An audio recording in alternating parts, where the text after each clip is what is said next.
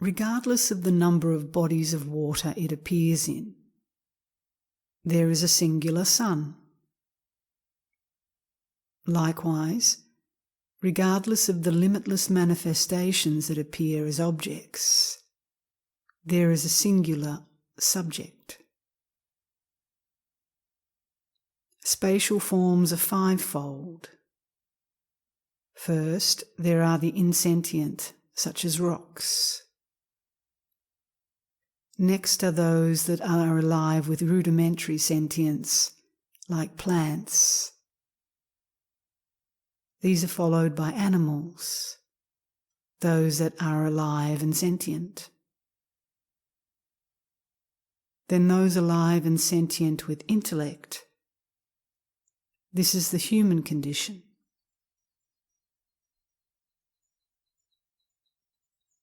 Last are those humans that do not look from confusion. These are said to be enlightened.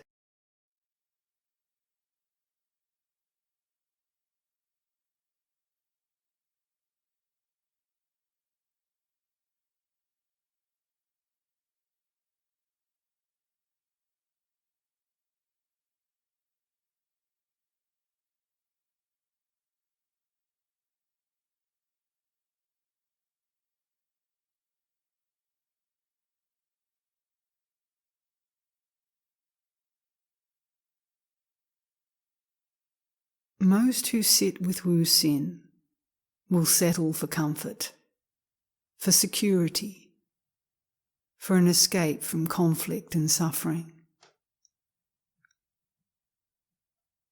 There is no escape from being human. There is only seeming escape.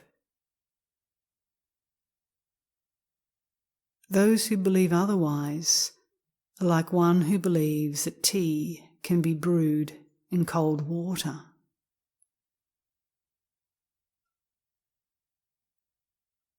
The three doors of seeming escape are via sensations, via acquisitions and accumulations, and via ideas and beliefs. Close all the doors and be free.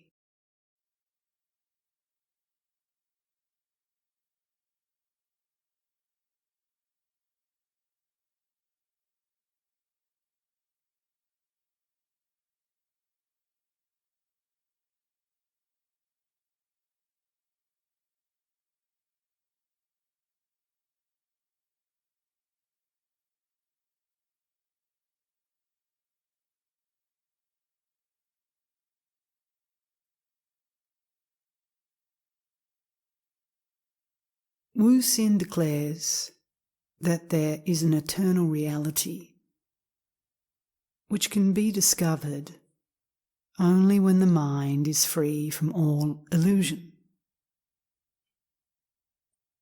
Since it is already present, it cannot be attained. It is like an empty pot which contains space and at the same time is contained by space. Is the space contained different from that which contains? Full understanding of this can come only through an inexpressible mystery.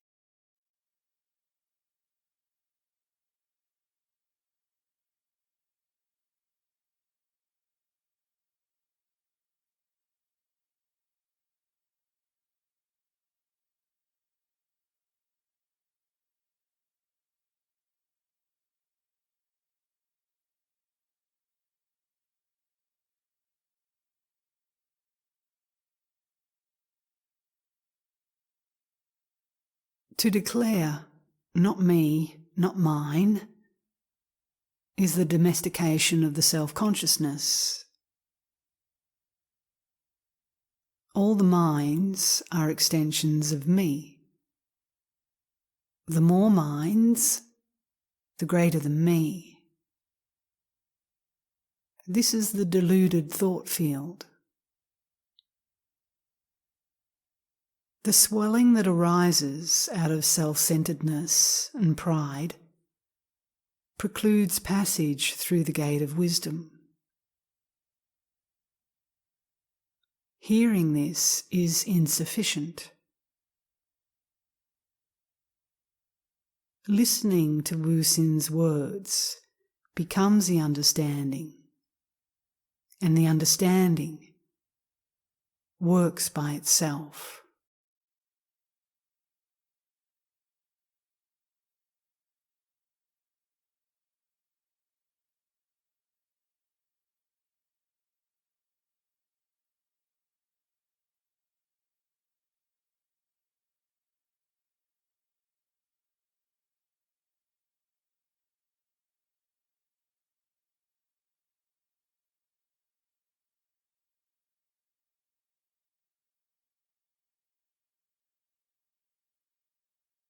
It is the conscious life energy which transforms inert matter into its vehicle.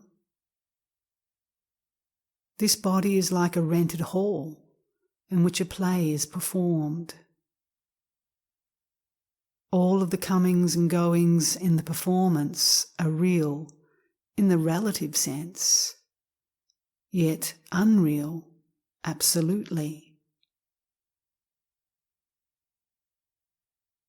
What difference would the reality or unreality make to one who has no preferences? All preferences are mind. The mind cannot comprehend reality until it is completely free of all confusion. Confusion is mistaking an object-to-object relationship for a subject-to-object relationship. An object takes itself to be the subject. Thus, self-consciousness arises. Self-consciousness is a fragmentation of the authentic I.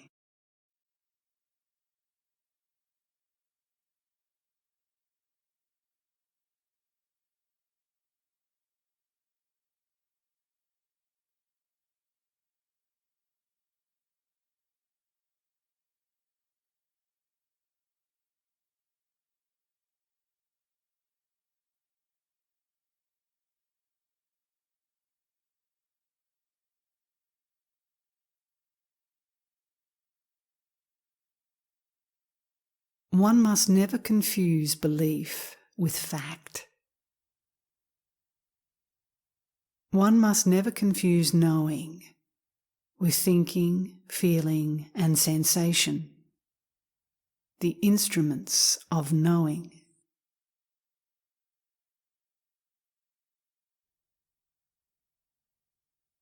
One must never confuse the temporary happiness derived from objects with the ever-present happiness contained in the subjective. One must never confuse being a little self with being the true self. One is clear when one is not confused.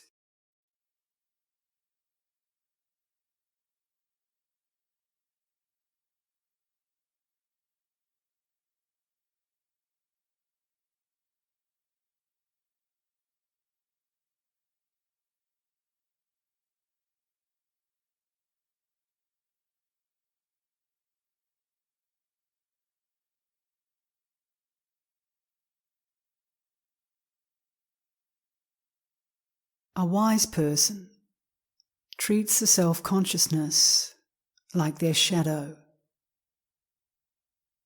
It follows them wherever they go, yet provides no hindrance. As such, they are not compelled to act against it.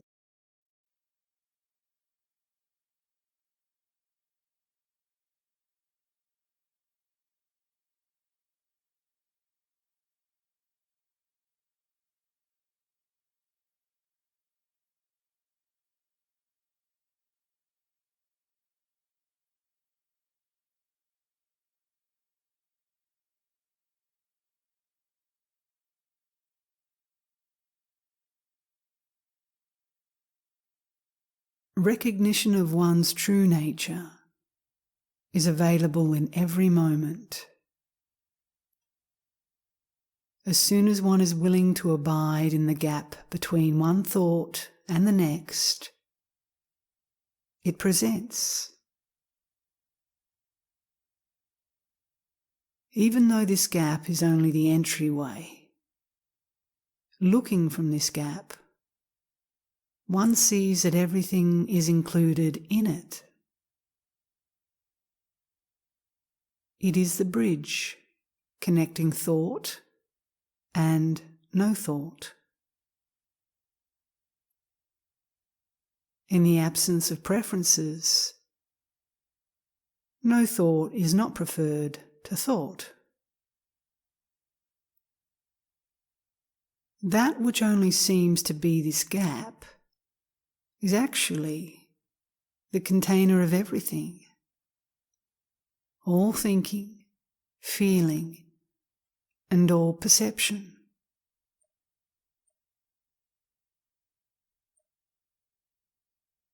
This is the emptiness from which things arise and ultimately return.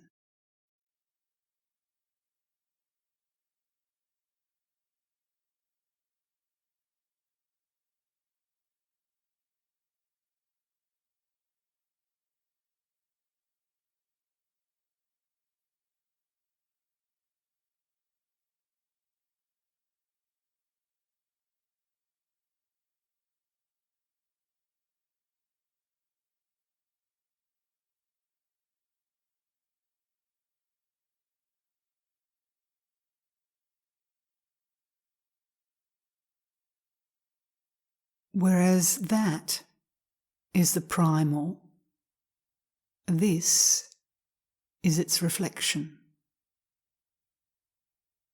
Whereas the consciousness of the totality of objects may be called the universe, the consciousness of the absence of all objects may be called emptiness.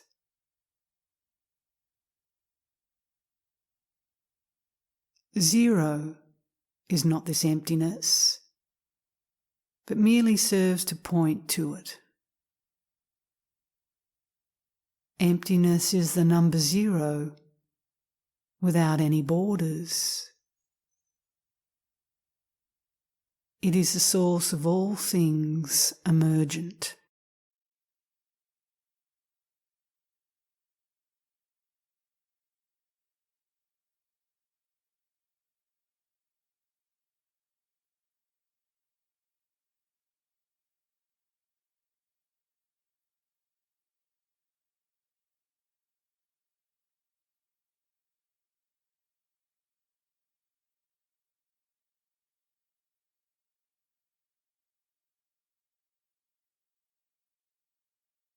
As the dreamer is inside the dream, and the dream is inside the dreamer, so it is with the individual and the world. Just as both black and white pieces are needed in the game of Go, opposites are likewise required in the game of appearance. One comes to see that a world which is identical for all does not exist. Therefore, any and all worlds that appear must be personal.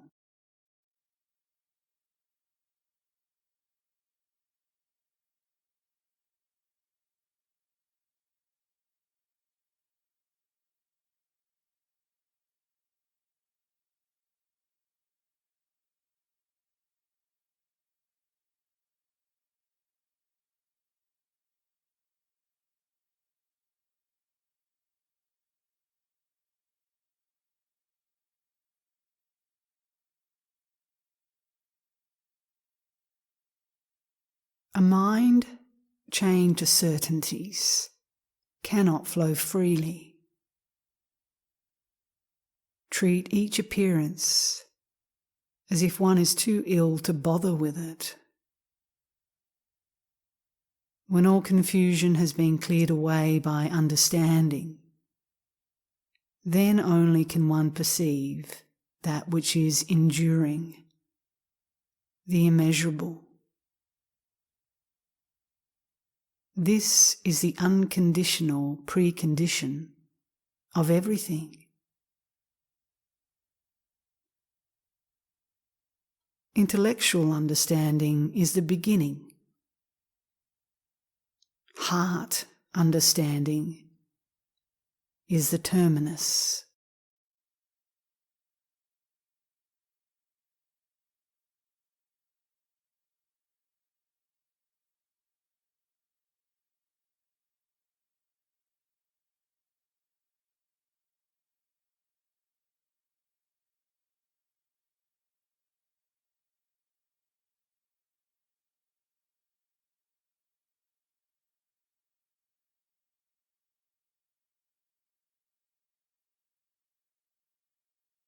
A consistent diet of rich food either destroys the appetite or makes one ill. It is the same with the craving for additional information. It is more likely that one can transfer the ocean to a hole dug in the sand than one can succeed in fitting this great mystery into the confines of one's head.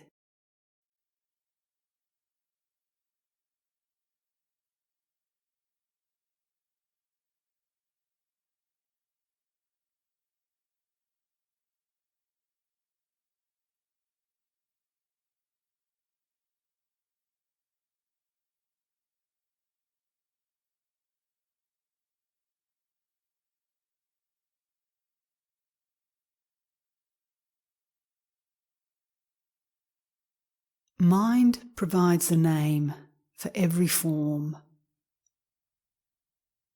yet it is totally silent when confronted by the formless. This silence is not the opposite of sound. Rather, it is its background.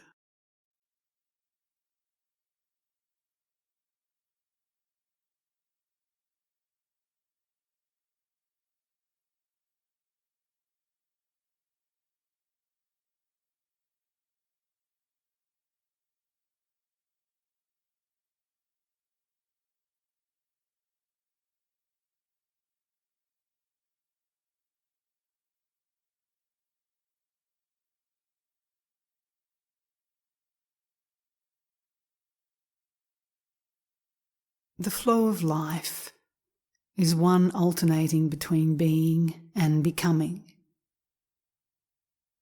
Yet it is the very idea of becoming that obstructs.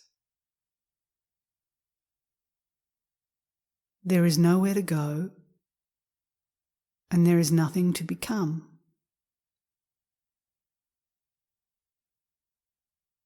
Some call it ignorance. There is no ignorance, only inattention.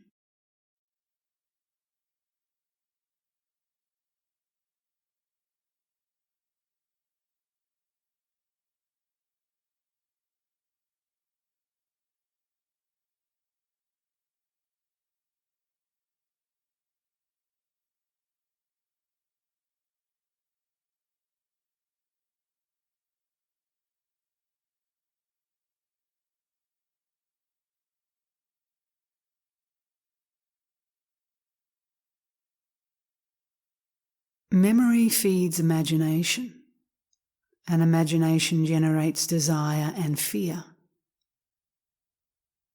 At their root, fear is estrangement from source, and desire is longing for source.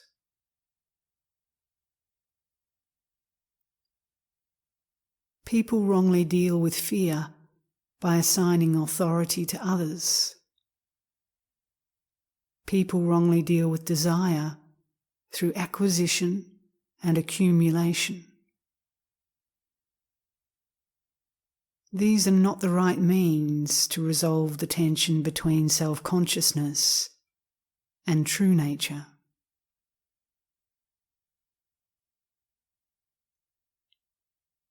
One doesn't learn to swim by grasping, by holding the water. One learns by sinking. Only when one is willing to sink does one discern that one can float.